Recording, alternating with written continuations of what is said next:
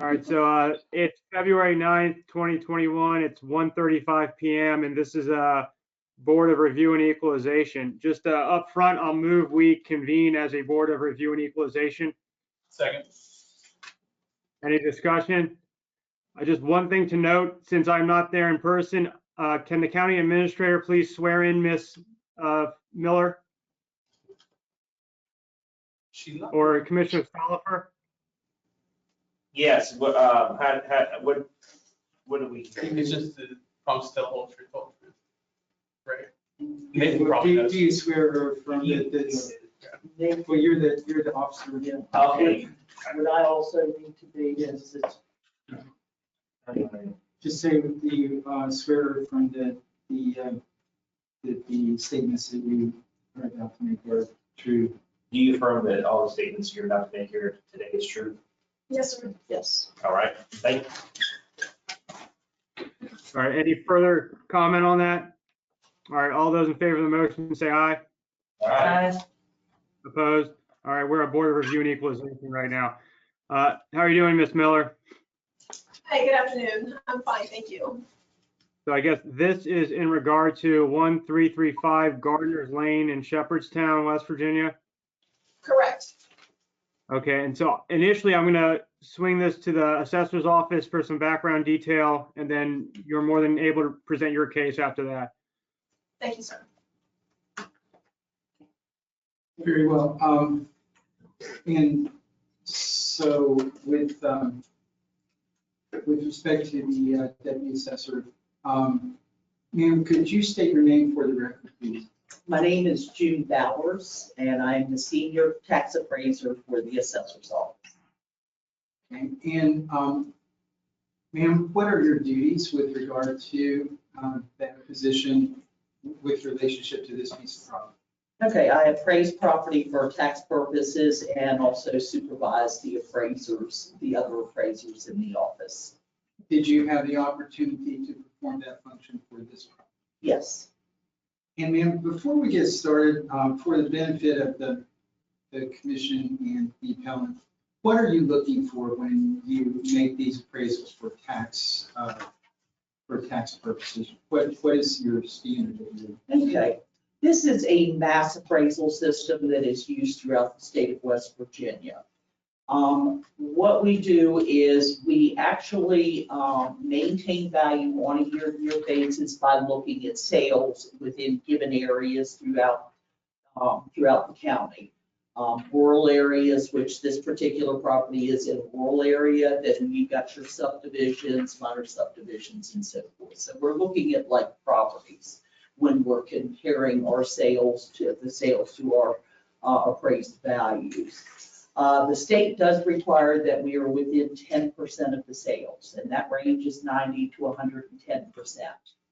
This is a mass appraisal system, so there's no way that we're going to hit everything right on the button. Everything isn't going to be 95, 100. There's going to be a range. When you're selling property, you're negotiating. Buying property, you're negotiating a price, so that will vary. I do have a sales ratio that's included in your packet, which is the ratio study for this particular, the neighborhood this particular property is in. So looking across here, we have the total here, which is our appraised values. And the next line over is what the properties have actually sold for. This time frame for this tax year is July 1st of 2019 to June 30th of 2020. The last row is the ratio. That is giving us what our ratio is between what we have it appraised for and what it's actually sold for.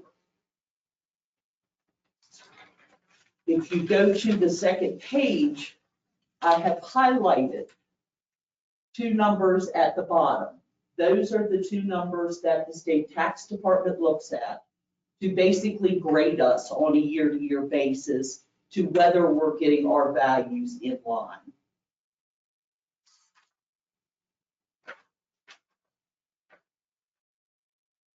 So could you just explain what you did with relationship to this property? Okay. This property, Miss Miller actually purchased this property after July 1st. Her sale, as far as us looking at her sale, we will be looking at her sale actually for the 2022 tax year. But Miss Miller contacted the office, said she had just purchased this property, told us how much. We had more than that on it. So, like I say, this is a mass appraisal. We go out, we review the property. I was the one that reviewed the property and actually brought the value down. This property, it's 35.39 acres. It actually had a house on it that burned in March of 2019.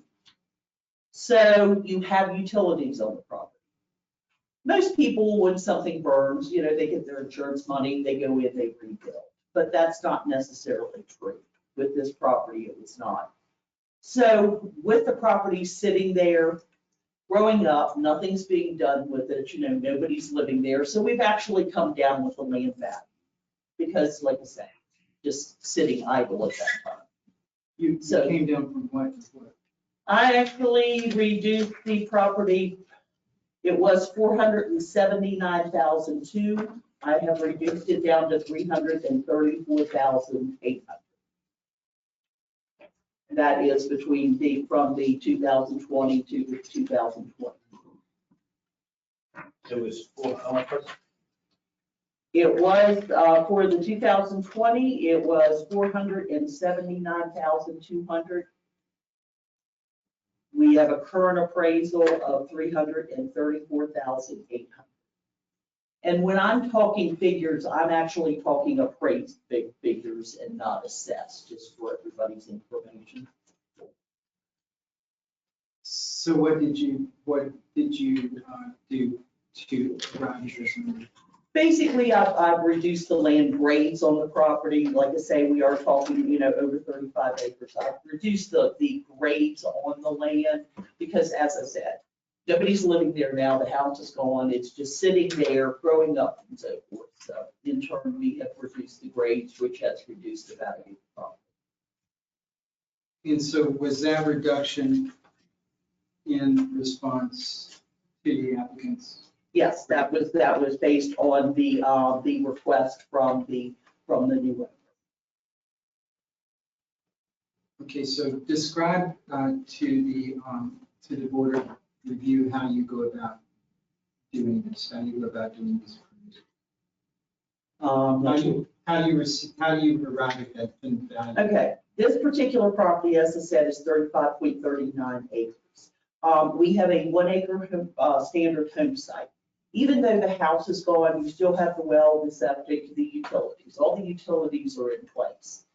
The longer the property sits there without rebuilding, then there may be problems with existing utilities as far as septic, well, so forth. So what I've done is I've downgraded the actual home site because of that fact. And also there again, I have brought the residual down because it's just growing up. Nothing's being done with it. You know, nobody's mowing the yard or anything. It's just grown up. So in turn, the property really needs work done to it. So we brought that down. And do you use any other properties as in comparison with this property to arrive at values, or how do you do that? We look at our sales ratio, which we looked at earlier. This is how we actually see how our values are on a year-to-year basis. There is a variety of vacant and improved land. I did not have anything specific on the sales ratio that was like this property. All the ones that actually are at an arm's length value are less than that. The largest piece I had was a 12 acre piece. My notes here. We had a 12.5 acre piece that sold for $195,000 in the rural area. Now, there was a farm that sold within this tax year. It was a 57-acre tract of land. It sold for $280,000. But this is a vacant, unimproved piece of property. There's no driveway, there's no utilities. It is grown up also, but grown up to more of an extent than the subject property.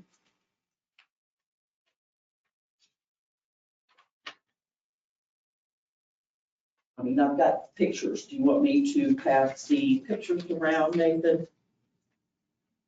Sure, if you have pictures of this property and the other property, just talk about, show them to. Okay, this is your property. This is actually one of the comps that you have on your listing. It's really the only sale that is within our time period. And it is more grown up, will need more work. So, so the other property in this photograph is the 57-acre property we talked about. That is, yes, that's the 57-acre tract that sold for 280, as I said. I think that's good. Yes, one of them. So the ones that pop the subject, that's actually Ms. Miller's property, and you can see the established home site there. And then the other one is, now, that sale is not on the sales ratio because that property gets farm use. So it is not at a market value. So you're not going to see that on the sales ratio, the 57. the 57-acre tract. And I mean, and also that piece has flooding issues. This is the tract that you're looking at, and there is flooding. There's a stream that runs through there, and there is flooding issues, not to the whole access of the property, because this is road frontage also. But a good bit of the front of the property does have. Show that to the applicant.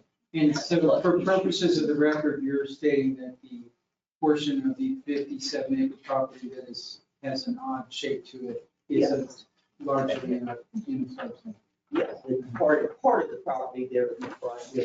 It's something that when they do go to develop, build, or whatever, that is going to have to be taken into consideration as far as locating a home and so forth. Do you have any comments regarding the properties that the applicant had provided to you as what she believed were comparable? Okay. On the application, the comps that are at the bottom of the application, of the three sales, one of them is the one I just showed you, which is in our time frame. The other two, one sold in March of 2018, which was actually considered for the 2019 tax year. It was a 37-acre tract that sold for 302. And then comp 3 is sold in December of 2018 for the 2020 tax year. So both of those sales are actually out of our time frame. We've considered those in previous years.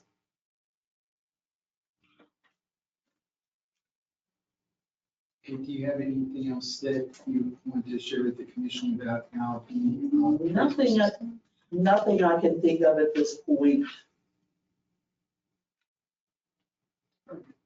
And while, before I let Ms. Bowers go in my direct examination,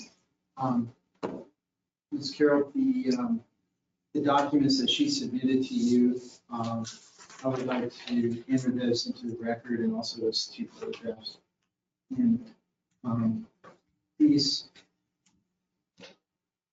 I believe these are the same documents, but ma'am, you may want to just go review those before we actually admit those into the record, just to make sure you know what they are.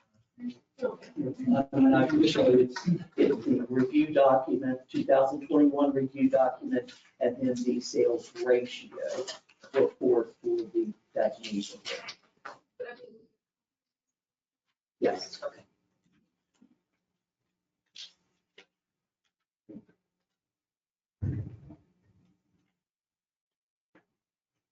And this is the same one that I think she was taking. It's 34. Yes, I just took that one shed also, so we got one shed. So, your turn. Well, good afternoon, everyone. My name is Tammy Miller, and as Ms. Bauer said, I'm a new landowner in Jefferson County as of July 2020. In order for me to purchase the property and have a lender, they required an appraisal, so an outside appraisal. So I've taken those 3 properties that the appraiser used and have incorporated those into my presentation today. So without further ado, I can go ahead and start. Next slide, please. So the properties that were formerly mentioned, the subject property, of course, mine is the 1335 in the center there. And then the one that was circulating, the odd shape, the 58 acres in the bottom left of that image. The other at the top is a 15-acre land tract. That's 2.4 miles away. And also in the bottom right of this slide is a 37-acre tract. That's probably the most comparable to mine. Just let me know when you're ready to advance. Thank you. So I put together just the subject property, like I said, my property, an image of it. As Ms. Bauer said, it's very burned over. The house had burned in March of 2019. So there's no longer a home there. There is an outbuilding. That's the only existing block building on premises. I did pay $308,000 for the 35.39 acres. And I listed the price per acre. Now, I've gone back and I've looked at just the land assessment, being that I just bought land. I didn't buy the home that was on it, so it was removed from the demolition. So I was just trying to find the trend of how, the land is assessed each year, and what can I expect for coming years of tax increases. So the land itself, I was a little surprised at the high amount, even since 2016, which I had to do some more research to find out, which I've gone through, and we'll go through that in just a moment. Next slide, please. Ms. Miller, I have a quick question, if that's okay. Yes, sure. So those comparable pieces of land, do those also have utilities to them? One of them, yes, actually. Oh, I can get to that when we get to the slide, if you don't mind. Okay. All right, no problem. Yeah, thank you. Okay, so the next property is the one that was circulating. That was the persimmon knoll. Could you just move the enter button on that and bring it forward a little bit? Okay. So the data source that I have is from the MLS, from the realtor's office. Again, the sale price was $280,000. And I was, again, looking for a trend in values on the land, just trying to find something comparable, as to why my property was so much higher in value than some of these comparable properties. Next slide, please. And if you could hit click. This particular property, I think, is probably the one that's most comparable to mine. This one does not have utilities, sir, but it is land size wise, it's the same. And I understand that this one was probably farm use. I think it was noted as tax class 2. And if I'm understanding tax class 2, maybe someone could give me a description of that exactly, but is it farmland for class act? 2 is residential. It's 2 is an owner occupied or active farm. Okay, so I can only assume by the land assessment of only $9,200 each year with no change, that at that point in time, it was farm use. And there was Yes. no residential on there. I later found in the records that this particular tract of land has been subdivided since then, hence the year I only went to 2018. The reason I only went to 2018 on the display here. Next slide, please.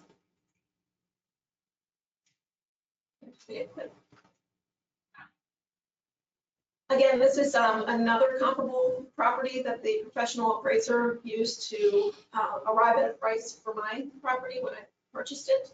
And this is a 3-lot tract totaling approximately 15 acres. It does have the utilities. And this one in particular, I've only based my bottom portion on the lot 3, which is the biggest land lot, just for tax purposes on the land assessment. But again, I figured that it was probably farm use. I'm not really sure. But I just, again, was seeing that it's quite a bit lower on land assessment. So again, the confusion came in as to why mine was rated so high. And I believe this one as well is in tax class 2. And after further investigation, I found that there is one barn on the property, but not a residence. Next slide, please. So I started an email chain basically with Miss Angela Banks of the assessor's office, who introduced me to Ms. Powers. And basically I was asking that I saw that the gross assessed value included $1,100 for a building on the 2020 tax bill. So this is my first time looking at the tax bill in August after I purchased the property in July, late July. And I saw that there was still a building on the property, on the premises. So my concern mainly was with the gross assessment of the land being at $286,400 for vacant land. And again, my basis of comparison was looking at all the comps that the professional appraisal came through with the bank. So I was like, why is the land so extremely high, being valued so high? So I asked, is this number being based off of a percentage of fair market value? And if so, what percent? Ms. Banks was kind enough to let me know that she looked that sales are looked at each year and adjustments are made based on the sales. The assessed value is 60% of the fair market value. And then she introduced me by email to Ms. Bowers, who I directly called. And Ms. Bowers has been great in answering all my questions and many calls trying to figure out how this taxing works. Next slide, please. Most recently, just January 25th, I spoke with Ms. Bowers. She removed a building that was actually showing up on the review document. They were showing 2 outbuildings on that particular document. I'm not sure what this is called, the review document. Yes. Okay. So I brought that to her attention, and she was kind enough to review it, look at some aerial photos and say, yes, it looks like that other building was burned down also. So you do in fact only have one that should be taxed. So she was able to remove that one for me, which is reflected on the document that she just showed me. Thank you. Next slide, please. So now the total appraised value, as Ms. Bowers mentioned, has been changed to $334,800 to correct for the building that no longer exists on my property.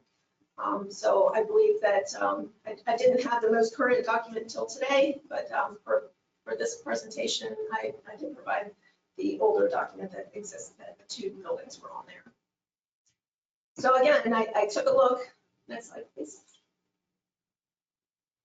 I took a look at all things considered, and I started to try to crunch some numbers myself and figure out, okay, if my sale price was $308,000, and I can usually assume that 60% is the assessed value normally, I was coming up with $184,000. And I know that's just kind of a across the board, just plain math I'm just looking at. And compared to the current total appraised value now of $334,800. So I'm seeing quite a difference. And yes, quick thing, these land assessment values you have on some of these slides, I mean, are these coming straight from the assessor's office? These are coming from the sheriff's department, the taxing. If you can go to the next slide, I'll show exactly where it's coming from. Okay, Jefferson County real property tax, yes. That's where I'm getting all the information, the historic information, sir. okay, thank you. Okay, sure. Can you go back one slide, please? So based on just the land assessment alone, again, that bottom right chart that I've put together, I'm seeing that for the 2021, which I presume is the 334,100, has gone up now 14%. So that seems like quite a jump there as well. So I started looking a little further into why is this land assessment so high? And what I realized is that I noticed that the tax class has a 3 on it. Could you go to the next slide again, please? Tax class of 3. So I questioned, well, what is tax class 3? And I found that perhaps it's because the former owner did not live there and he was renting the property. So this was a rental property. I don't know if that changes. It seemingly does change the value or the assessed value of the land and the building and the total assessment. So that is why I'm here today. I wanted to just present my case and hopefully get educated and also to respectfully request your review of the assessed value.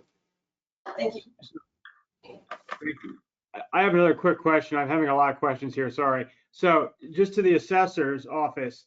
So Ms. Miller is aware of the assessment being July of each year, correct? So she purchased it after it was assessed the prior year. If it was tax class 3, which is, I guess, non-owner occupied, that would double the tax as far as the total tax due, correct? Yes, that doubles the rate that's applied to the assessment. So was the prior assessment assessed before the house burned down? Is that what was being used? Well, it's vacant, it's basically vacant land, and it's not actively being farmed, which is also class 3. Basically, it's a potential building site and not Okay. actively farmed. So class 3 is what it should be. So as far as the utilities being on the site versus not being on the site, I mean, how do you guys make the determination of that? Because obviously with those utilities, that does add a significant amount of value. Well, we have a home site on the property, but we've got a low-grade home site on the property to pick up the utilities and improvements to the land.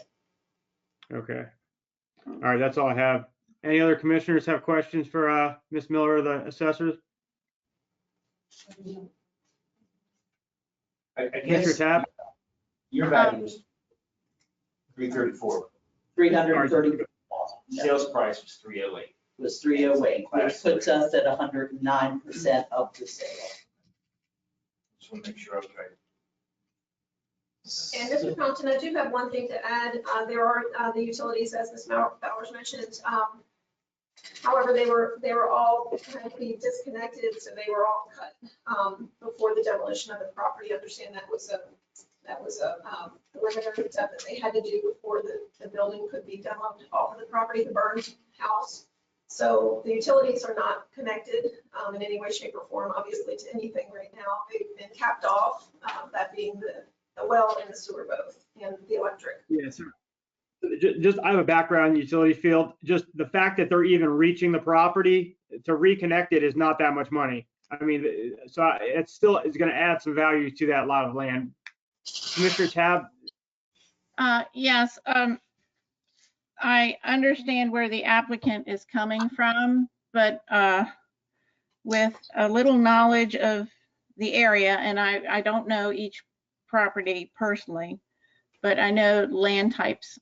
And, you know, the parcel C on Knott Road, or it's Knott Road, but it also abuts River Road. That has some value for some folks. The property number 2 on Persimmon Knoll with the floodplain, that certainly reduces its farm value and its subdivision value or building value. And Billmeyer Road from what I know of that area and driving on Bill Meyer Road, it's rocks. It's not the best farmland, and it would be expensive to build houses on too, just because of the amount of rock. And I think Bill Meyer Road is a poor road, but that's not your problem. But that's the differences I see in your comparables. But I am really impressed with your presentation and your efforts to research this. And if you're looking at the tax bills, that's the complete tax bill, which could include a house, or other improvements to the land. So it's a little hard to sort it all out. But I do appreciate your presentation. Yes, ma'am. And like I said, if you could go back one slide, just please. I only took the land values for my comparison. I didn't add any houses or anything on those properties, quite frankly, because there wasn't any, so they weren't improved properties. Okay, thank you for that clarification. I couldn't keep up with it between slides. Oh, no problem. Thank you. There was a house on there. When did that house burn? March of 2019. So if Miss Miller would build a house, would she have to pay an impact fee? Not at this time. Okay, so right now, just so you know, the impact fees are $6,700, is that right? I'm not sure. Yes, sir. I did research it. Something to that effect. Yeah. So that would say if you build a house back, you're $6,700. The fact that you have a well there, I don't know how deep that well is, but it's probably, I would say the well's probably 7,500. If the septic's there, it's supposed to be capped once the house is renewed, right? Everybody's already shaking their head, so I guess I don't want to write that. So, a septic's probably $5,000. So you have value there. And as far as your electric farms is on site, you get a value to that, because I know a builder who recently couldn't get electric to his property, and he had to go around a long route and put in about 10 volts, and it cost him dearly. So that's always helpful. And I guess your discrepancy is basically your $26,100 is the difference that you're saying it should be. What, is that right? Yes. Okay. And will the assessor's office, will you, I know this property was assessed prior to July 1st. Will you all reassess it next July at a lower rate? We will look at it with all of her sale, with all the rest of the sales. Of course, one sale does not set value, so we will be considering her sale and any other sales during that time period. Because your hands were tied, because you did the assessment before it was sold. It was for lack of better. Basically, Okay. I mean, we reviewed it by her request to look at the value, and I mean, we did make adjustments, but we're not considering the sale at this point. We'll do that for the 2022. Okay.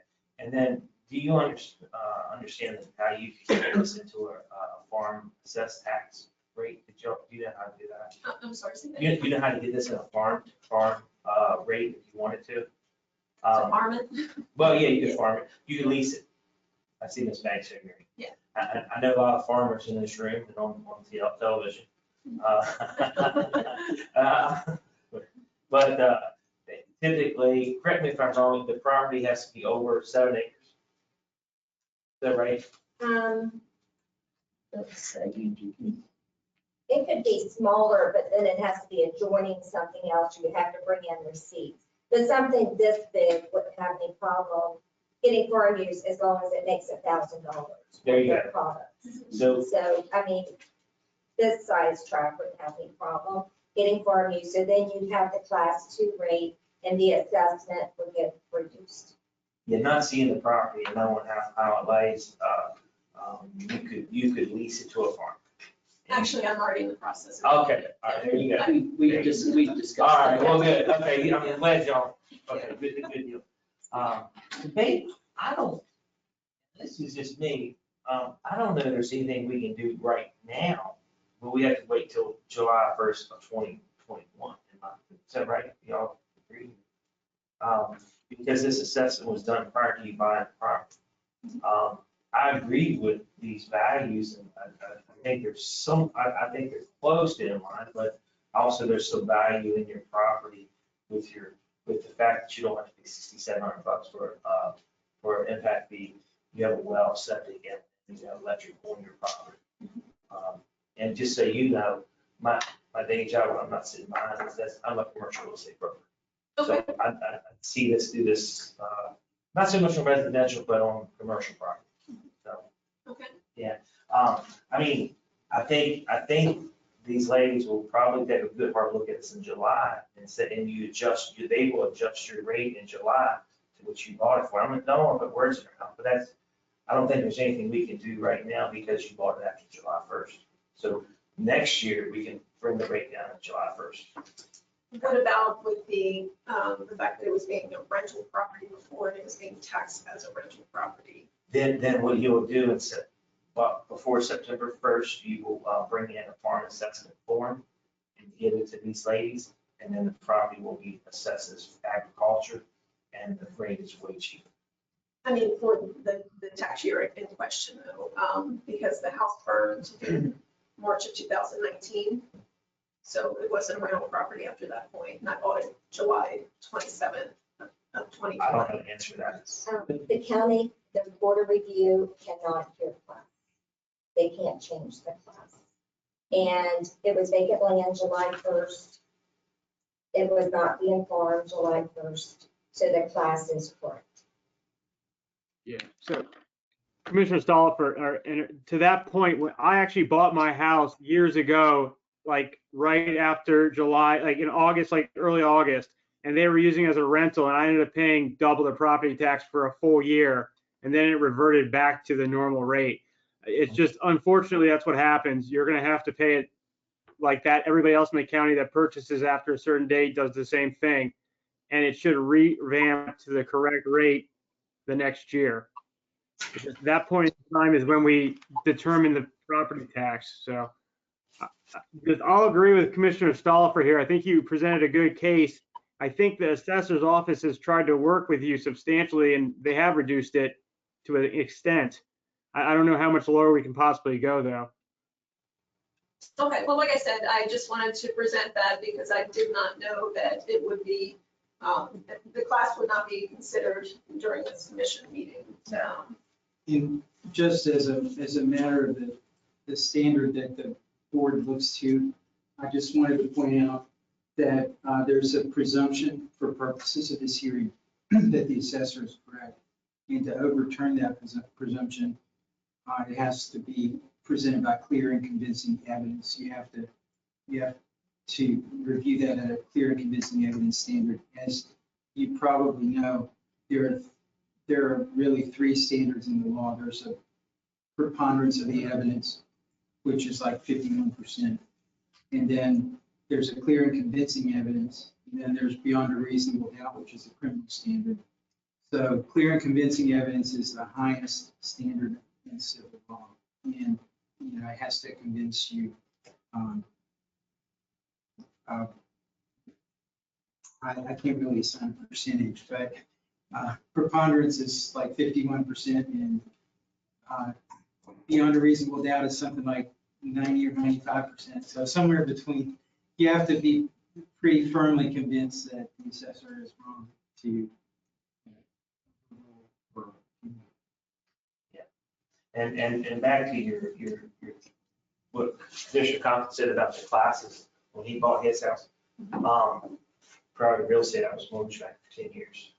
And as you know, when people are buying houses, they want to run the debt to income up, we say 50%, they want to go to 51%. And this has happened more than once to me while I was in the business. They were buying, didn't know they were buying a property that was a rental prior to purchasing it, like Mr. Compton did, and then it threw their debt to income out of whack. And sometimes we lost the deal because they had to go back and find another property. If we could change the tax then, they would have qualified for the house, but we couldn't do that until the following tax year.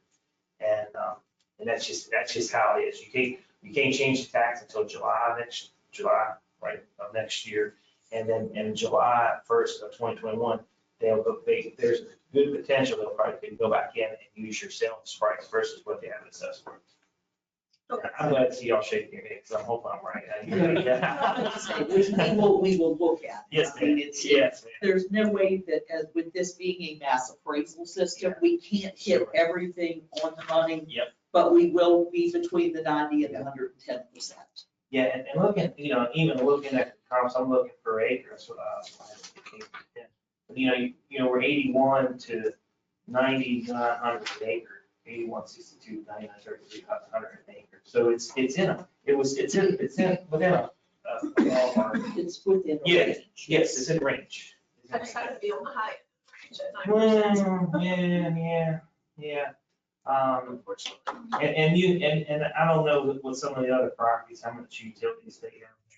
That's why I brought the fact that your lot is more valuable than maybe some of these others, because you have everything stubbed in, ready to go. And you have probably, your well's worth a certain amount of money, because you can still use your well, you can still use your septic. And you have a light, probably a telephone pole there, light pole there with electric on or underground. I don't know how it's coming in. So I think the assessment is close. Is it 100%? I don't know. There's always margin there, even a professional appraisal or assessment with the tax office. There's some margin there for all of them. And it's an opinion about. And it. I've seen, it's an opinion, and believe me, I've seen thousands of appraisals, way more than probably anybody in this room. So I know. Tab, you have something to say? I'm just going to make a motion that we deny the assessment appeal by Tammy Miller as presented today. I'll second that motion. Is there any discussion? All those in favor of the motion say aye. Aye. Opposed? All right, motion passes unanimously. Thank you, Ms. Miller, for presenting your case today. Hopefully the assessment can change come next year in July. And Yes, ma'am. I just want to remind you that it is absolutely critical, if you have somebody farming the land, to get farm use valuation. You have to fill out that form and have it into the assessor by September 1. That is a drop dead date. If you don't get the form in on time, you will not get the farm use rate. When is the earliest that you can file that form? July 1st. Yeah. So July 1st till September 1st. And that would be of 2021 this year. And sometimes they will send somebody out to check, make sure if you're planting corn. Yeah, especially a new farm. A new farm, they will send somebody out. They will come out and look So at if it. they're planting corn, make sure there's corn stalks up. Yeah. Absolutely. Cow breathing. I don't have cows, but we'll have corn. Maybe cows down the road. Rabbits, you can turn rabbits. Okay. I don't know if they follow. All right. Mr. Conley, you want to postpone the hearing until Thursday? Well, is there any other business to come before us today? No, that was it, just one. All right, so I move we recess until Thursday, the February 11th at 1:30 PM. Second. Any discussion? All in favor of the motion, say aye. Aye. Aye. Opposed? All right, we're recessed until 1:30 on February 11th. Thanks, guys.